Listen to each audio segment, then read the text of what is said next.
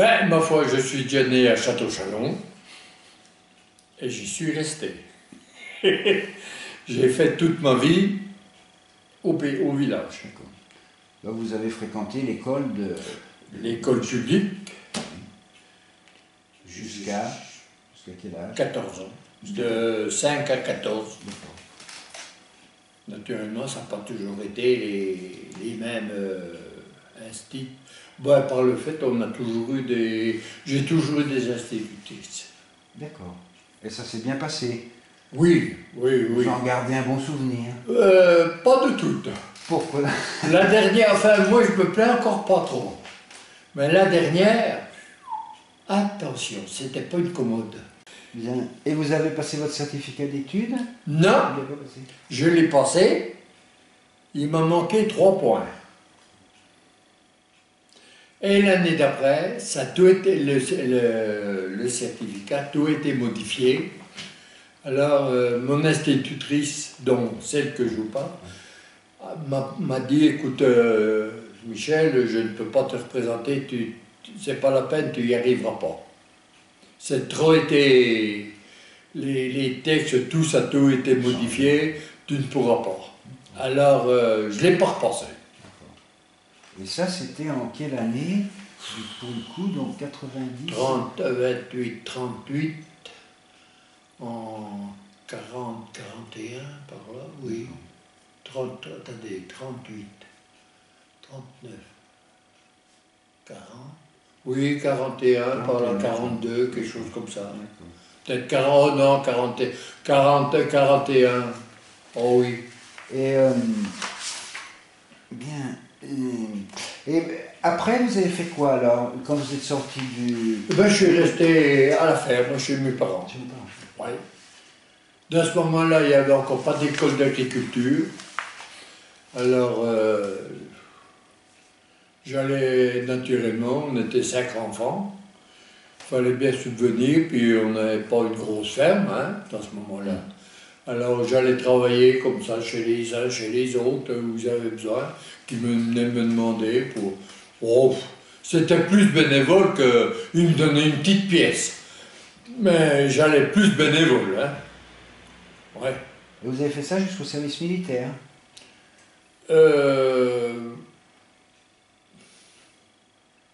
Oui, à peu près. Pas tout à fait, mais enfin, parce qu'après, ben, mes frères sont partis, ma soeur aussi, donc je suis resté tout seul. Au service militaire, bon, je suis parti au service. Qui c'est qui m'a remplacé? Ben, j'avais un frère qui était parti, qui est revenu pour aider mes parents, parce que mon père était un peu maladif. Alors, ben, j'ai pas fait beaucoup de services, j'ai fait 10 mois et demi. Vous étiez où? J'ai fait Clermont-Ferrand, puis après je suis revenu à Lyon, ça tenait. Mais je me plains pas. J'étais bien. Et je n'en ai pas profité, j'aurais pu être mieux. Je n'ai pas profité, mais enfin j'étais bien. Pourquoi vous dites j'en ai pas profité? Parce que j'aurais pu encore être mieux. Au service militaire, j'aurais pu encore être mieux. J'avais un chef, le capitaine, et ben, si j'avais voulu, lui, j'aurais demandé ce que je voulais, et j'avais une place à... Ah ben alors... Vous auriez pu être militaire? Non. Non, non. Non. Non, c'était pas mon style. C'était pas votre style, d'accord. Parce que, je me rappelle de ça. Il y avait 3 semaines qu'on était incorporés, et j'étais incorporé dans un service automobile de l'armée, quoi. Et un après-midi, le matin on faisait le service, à prendre comme le service militaire, et l'après-midi on s'occupait du garage, des autos, tout ça. C'était pas un métier bien pénible, hein. Et un après-midi, le chef de service qui vient me voir au garage, il me dit « Mais gros, il y a le capitaine qui te demande le plus vite possible. Qu'est-ce que tu as fait ?» Ah ben, je lui dis « Écoute, non, j'ai rien fait. » Ah ben pourtant, il te demande le plus vite possible. Bon, alors je suis parti avec lui, il m'a emmené dans enfin, la chambre à côté, la salle à côté de lui. Et il a dit, voilà, mon capitaine, Maigret est là. Bon. Alors 2 minutes après, il m'a fait rentrer. Bon, il me dit alors naturellement, on savait qu'il était un peu sévère. Alors il fallait, hein, c'est bon, je me présente. Asseyez-vous, qu'il me dit. Bon, je m'assois. Ah, qu'il me dit. Alors vous êtes jurassien. Oh, quand il m'a dit ça, je me dis, il y a quelque chose, on va voir. Bon. Ben, je lui dis oui, mon capitaine. Et il me dit, non seulement vous êtes jurassien, mais vous êtes de Château-Chalon. Alors là, ça a culbuté. Ben, je lui dis oui, mon capitaine. Je lui dis, puis alors, là, on n'était plus dans l'armée.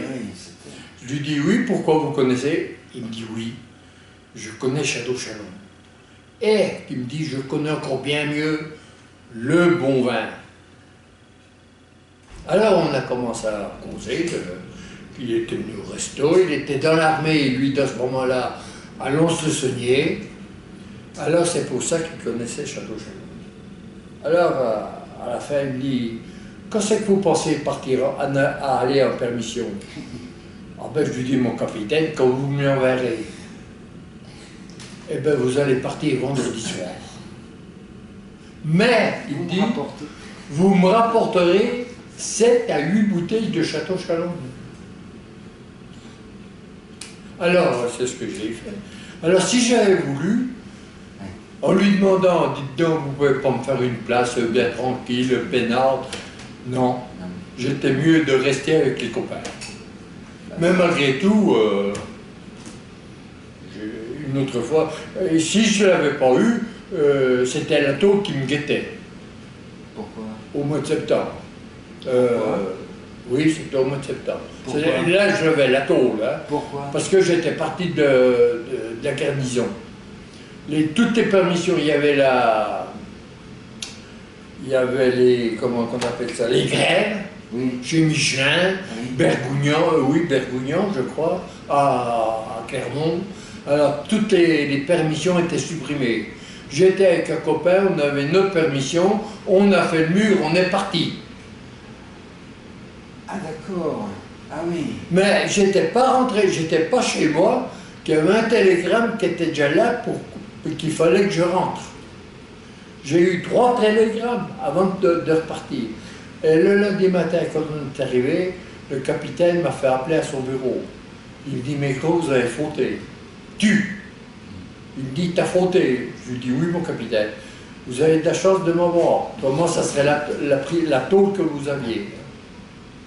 Pour avoir fait le mur, être parti, que toutes les permissions étaient...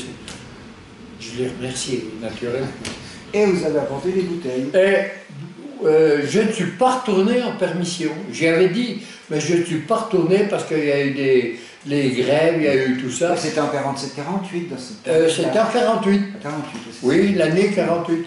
Et à l'automne, au mois de novembre 48, je suis été muté à Satonnet, près de Lyon.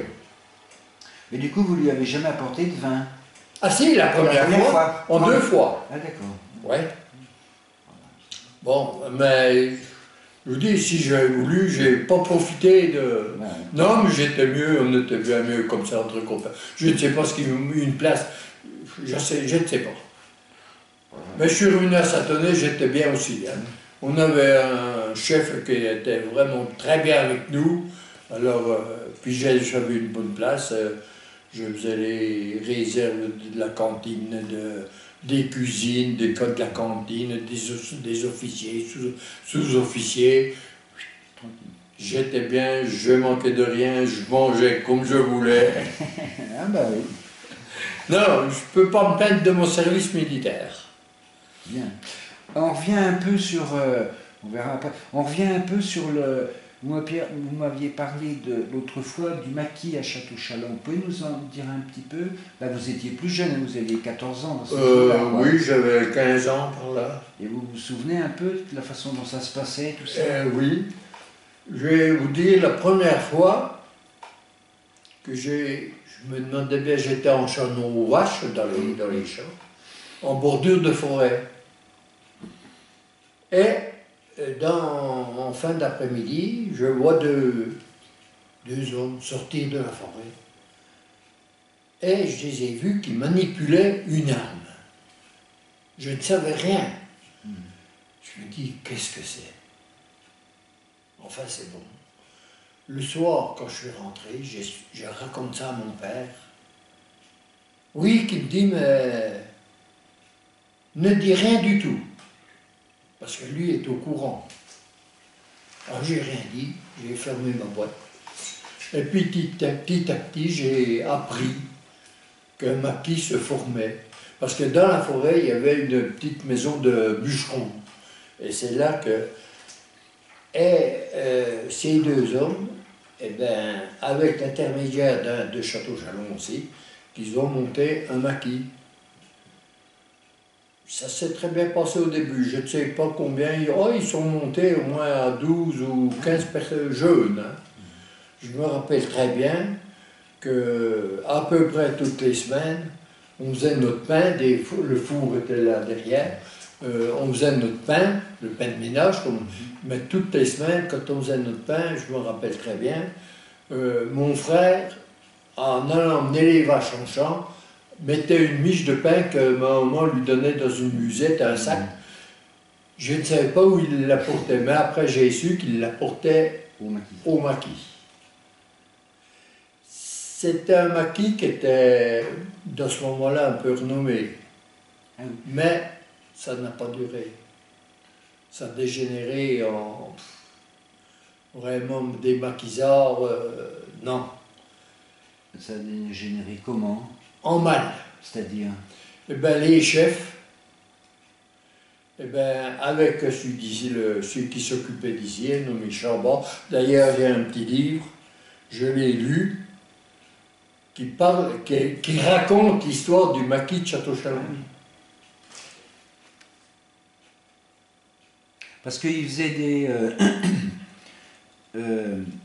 il faisait des opérations. Quel type d'opération il faisait, vous savez? Ah, je ne sais pas. Vous savez pas ça? Non, vous voyez bien, moi j'étais jeune, je ne m'occupais pas de ça, puis on ne me racontait pas non plus. Bah non. Hein? Mais je me rappelle très bien, j'avais un frère qui était il avait combien? Il avait 8 ans de plus que moi, c'est 8-9 ans, 8 ans. Oui, enfin. Il partait bien le soir, mais je ne savais pas où il allait. Et un jour, on était au bois, sur la commune de Netre-Vignoble. On était avec lui, puis mon autre frère. Le garde forestier passe dans l'après-midi. Ah, qui nous fait, mon vieux, vous êtes tranquille là. Ah, je me suis sauvé, qui nous dit. Il y avait comment qu'on appelle ça, qu'il y avait la milice, les gendarmes. Une descente? Une descente de police à hauteur, à l'hôtel du Cerf. Alors, j'ai entendu des coups de feu, je me suis sauvé. Alors, il y a mon frère, qui est le plus grand, il dit, vous avez entendu des coups de feu? Ah, j'ai dit derrière l'hôtel du Cerf, je pense qu'il y en a un qui a été attaqué, il s'est sauvé par la rivière. Il n'a rien dit, mais quand il était parti, mon frère me dit à moi puis mon autre frère, allez-vous-en à tel endroit, dans une grange qu'on avait là derrière, il y a une mitraillette, vous la prendrez dans une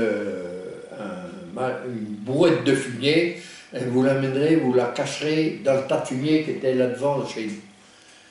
Et le soir, mon frère n'a pas couché chez nous. Il a couché chez un oncle qui était là derrière, qui est encore des tonnes de la police, il pouvait se sauver par derrière. Donc il faisait quand même, il faisait sûrement partie du maquis. Oui, il faisait partie du maquis si vous voulez, mais c'était de la résistance comment, leur chef, disons, il était le voteur, que j'ai connu par après. Ah, c'était pas le même que... Ah non, non, non, c'était tout à fait différent. Hein. Non, non, non, ils n'avaient rien à faire avec celui-là, ici. quoi. Non, non, non. Et par après, bon, ben, au débarquement, eh ben, après, ils ont été deux. Ils n'étaient pas tout seuls de château, ils étaient deux jeux. Au débarquement, ben, ils sont partis à leur maquis à la mort. Ah oui, d'accord. Au-dessus, là. Oui. Puis de la mort, ils sont partis à Frontenue. Puis après, où c'est qu'ils sont allés après? Ben, je ne sais pas où ils sont allés. Mais ça, c'était avant la libération, parce qu'après la libération... Ah oui, oui, oui, oui. C'était avant la libération. Après, entre le débarquement et la tout de suite au mois de juin, jusqu'à... après que le Jura a été libéré, quoi. Puis après, ils sont engagés dans l'armée pour jusqu'à la fin de la guerre. D'accord. Oui. D'accord. Ouais, d'accord. Non, mais c'est bon. D'accord. Et alors, donc après, on revient après un peu à votre vie, là. Donc, après le service militaire, alors, vous avez fait quoi? Je suis resté à la ferme, chez mes parents. D'accord. Et vous avez repris la ferme après? Oui, oui. Je me suis marié en 54. Mon père est mort en 56. Et j'ai repris la ferme. Puis je suis resté jusqu'en... J'ai continué la ferme jusqu'en 83. Parce que j'ai eu des ennuis, des forts ennuis avec notre bétail. C'est-à-dire? Eh ben, des maladies. Oui. Il a fallu que je change de... Dans ce moment-là, avant que j'ai eu ces ennuis, je venais d'acheter un tracteur. J'avais fait un prêt naturellement. J'ai eu ces... l'année d'après que j'ai eu acheté mon tracteur, le représentant vient me voir pour me vendre une presse. Bon, j'ai acheté la presse. Naturellement, il fallait quand même se monter quand même... hein. J'ai eu des ennuis de bétail, même il a tout fallu que je débarrasse mes bêtes, en racheter et tout. Mais j'ai eu la chance que celui qui m'a vendu le tracteur et la presse, c'était un nommé Brun de Lons, qui avait un représentant, qui est venu me voir. Naturellement, j'avais pas payé, j'avais acheté ma presse à l'automne, et c'était dans les basses prix, ils faisaient des prix dans ce moment-là, et je la payais que l'année d'après. Alors naturellement, il fallait que je refasse un prêt pour payer ma prêt. Je me rappelle, c'était dans ce moment-là, c'était les prix, mais vu maintenant c'était un noyau, c'était rien quoi. Alors il m'a dit, vous en faites pas, je suis au courant de ce qui vous arrive. Mais vous payerez votre presse quand vous voudrez. Mais vous la gardez. Et j'ai gardé ma presse, j'ai pu arriver à la payer avec un prêt, naturellement, 2 ans après. J'étais bien content. Vous avez pu la revendre après quand même? Ah ben je l'ai gardée. Ah vous l'avez gardée? Ah je l'ai gardée, je ne l'ai pas rendue. Hein. Et elle m'a fait j'ai changé de presse, je ne sais pas, peut-être 5, 6 ans, 7, 8 ans après, je ne sais pas, je ne me rappelle plus. Mais j'ai gardé la presse. Vous me dites je l'ai gardée, mais vous ne faisiez plus la culture. Ah si, je faisais encore la culture. Ah, mais plus les bêtes. Dans ce moment-là, c'était en 65. Ah d'accord, pardon. Et j'ai quitté la culture en 83. D'accord. Ah oui, d'accord. Oui, on s'était pas bien compris. Oui. Oui, donc vous me disiez ce que vous faisiez un peu de l'élevage, un peu de la politique. Ben, c'était plus le lait que l'élevage. Hein. Alors justement, par rapport au lait, si vous me parliez un peu des 2 fromageries, parce que... Ah ben il n'y en avait qu'une, hein, dans ce moment-là. Ah oui, oui, moi j'ai pas connu les deux. Oui, mais vous connaissez l'histoire, vous pouvez peut-être nous la raconter? Ben l'histoire, je la connais un petit peu si vous voulez, comme je vous ai dit, d'après mes parents, il y avait les rouges et les blancs. Alors les blancs étaient beaucoup plus forts en litrage de lait que les rouges. Alors, au bout de certaines années, il y avait combien de temps qu'elles étaient les deux, je ne sais pas. Mais au bout d'un certain temps, les rouges ne pouvaient plus y arriver, ils étaient peu nombreux. Alors, ils ont demandé à faire l'unification avec les blancs. Et c'est là, ils ont reformé une seule fromagerie. Mais alors les rouges, c'était ceux qui étaient de gauche et les blancs, Oui, les blancs de voilà, droite, c'est ça? c'est exact. D'accord. Donc c'était comme au conseil municipal. Oui. Il y avait les... beaucoup moins que maintenant naturellement, mais il y avait quand même des roues, de gauche, il y avait la gauche et la droite quand même, quoi. Ouais, bah souvent dans les villages. Ben, c'était... Oui, mais ça c'est la première fois qu'on me dit qu'il y a une fromagerie de gauche et une fromagerie de Oh, ben, droite. si, mais c'était de ça, c'était dans les années... 30? 30. Dans les années 30, non? 1930? Oui. Non, non, non, Avant? 1800. Ah, depuis 1800. Ah oui, c'était dans les années 1800, guerre avec 1800. Ah bon?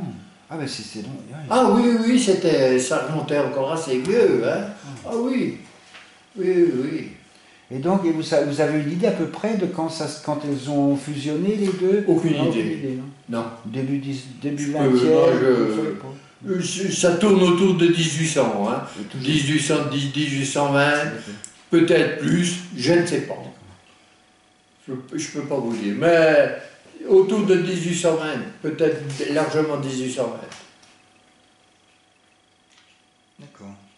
Donc après, vous avez travaillé chez M. Macle. Ah ben, en 83, quand j'ai laissé la culture, j'avais des prêts naturellement au Crédit Agricole. Les charges sont arrivées de l'État. On avait pu se remonter quand même dans notre... Mais financièrement. Oui, ça allait à peu près, mais j'avais quand même 5 enfants.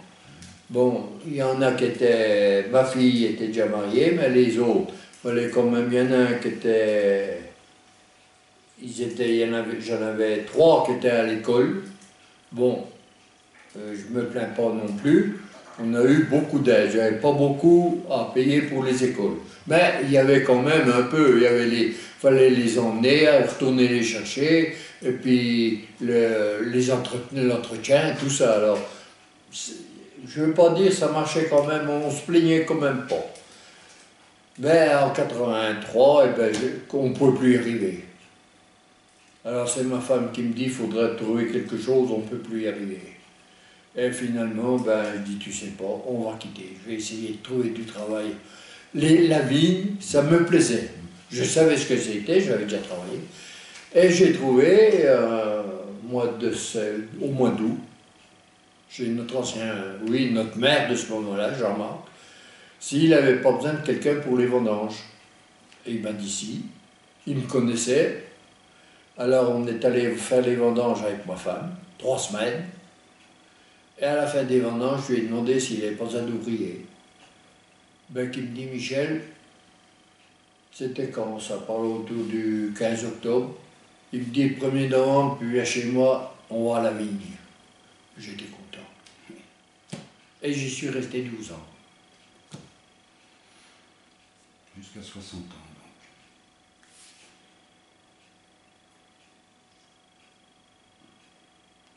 donc. Je note un truc. D'accord. Vous avez, je reviens encore un peu en arrière. Vous avez été gérant aussi de la fromagerie, c'est ça? Oui. D'accord. Oui. Donc avant. D'accord. Bien. Bon, écoutez. Voilà. Oui, donc on va peut-être pas, je sais pas, on va peut-être pas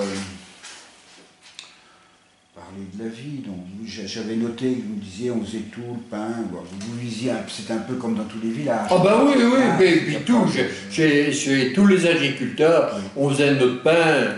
On n'a pas eu à se plaindre pendant la guerre des restrictions. Si, quelque peu, peut-être le café, même pas le café, le sucre, disons. La farine, on arrivait à se débrouiller avec le meunier. De ce côté-là, on n'a pas. Non, on a été loin d'avoir faim. Hein. Ça, c'est. Vous avez aussi de la volaille, des cochons. Oui, des cochons. Là, enfin, tout volaille. Mais, juste une question. tout à l'heure, vous nous avez dit que vous aviez fait des prêts, mais après, il faut les rembourser, les Ah ben prêts. c'est bien sûr. Donc, il faut vendre. Comment ça fonctionnait? C'est-à-dire qu'il fallait quand même vendre soit des Oui. baies, soit des cochons, Oui, soit des bêtes, non? on avait quand même, on engraissait à ce moment-là 3 à 4 cochons, on les revendait autour de 100 kilos, 110. Bon, ça nous faisait quand même un petit revenu. Le lait, il nous faisait un peu de revenu aussi. Alors on arrivait quand même au moment de rembourser le prêt, on remboursait une fois par an. Il y avait assez d'argent pour pouvoir rembourser. Ah, mais c'était une fois par an le Oui, prêt, c'était une fois par mois. Non, c'était une fois par an.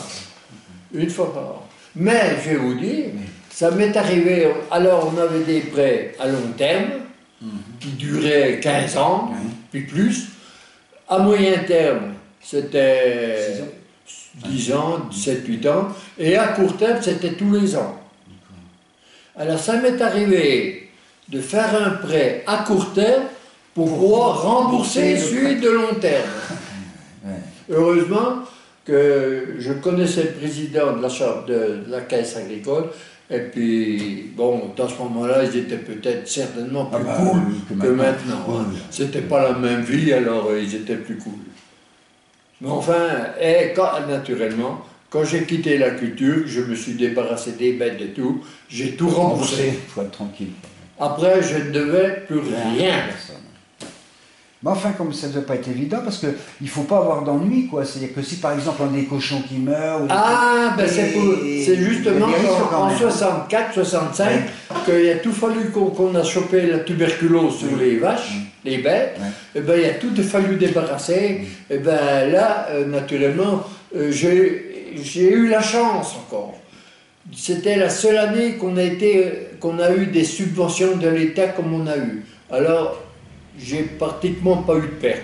Les subventions ont tout couvert la perte que j'avais. C'était pas une assurance, mais c'était une subvention. Des subventions, on nous donnait l'argent. J'avais d'ailleurs mon vétérinaire j'étais bien avec lui, avec le directeur des services vétérinaires départementaux. Alors, ça s'est bien passé. Même malgré tout, on a eu quand même des ennuis autrement. Hein. Ça, c'est sûr.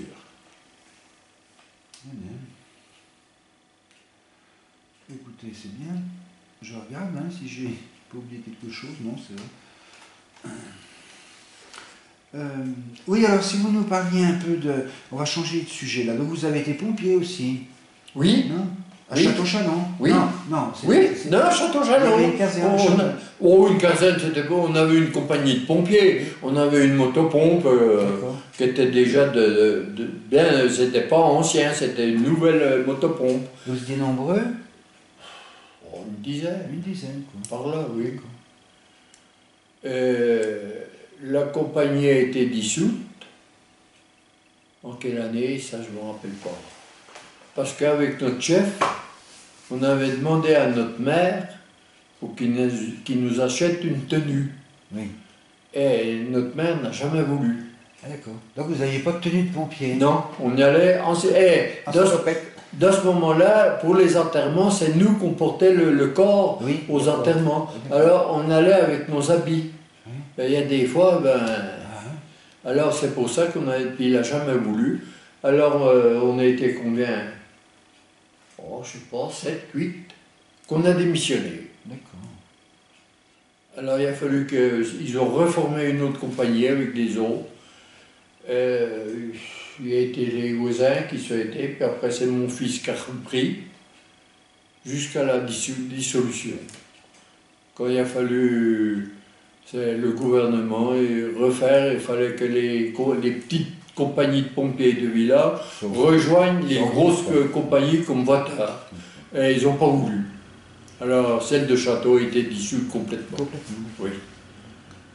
Aucun pompier n'a voulu repartir avec ceux de Vata. C'est pas qu'ils étaient contre, mais non, ça... Et vous faisiez beaucoup d'interventions Non. Non? Non. Oh non. À part les enterrements, ça arrivait même pas une fois par an qu'il y avait un feu de cheminée. D'accord. Ou une petite bricole autrement comme ça, mais non, c'était... C'était pas... Ouais, puis il n'y a pas beaucoup de voitures, il n'y a pas beaucoup d'accidents. Non, ben, c'était seul, on n'a jamais eu...